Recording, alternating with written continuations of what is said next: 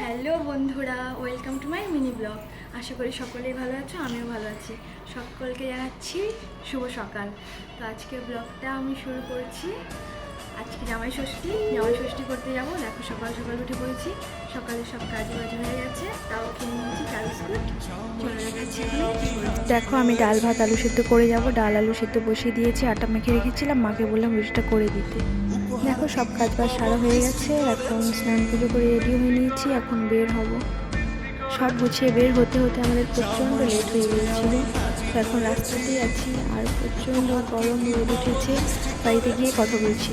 আমি পৌঁছে গিয়েছি, এসেই বাবা আমার হাতে ধরে দিয়েছে মাটন কষা। মা এখানে লুচি ভেজে নিচ্ছে, মার সব হয়ে গেছে রেডি। মা এখন যা নিয়ম আছে সব করে নিবে।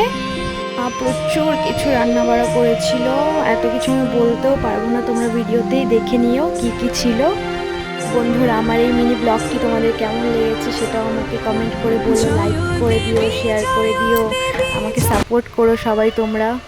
তো দেখো এখানে আমার বড়মশাই খেয়ে নিচ্ছিল, তো আমাকেও বলছিল আসো তোমাকে একটু খাইয়ে দিই। আমিও গিয়ে বসে পড়েছিলাম। তো বন্ধুরা এতটাই ছিল, আবার দেখা হবে পরের ব্লগে। দেখো মা ফল কেটে দিয়েছিল, এখানে ছিল 5 রকমের গোটা ফল, এটা সাজের পিঠে, লুচি, পায়েস।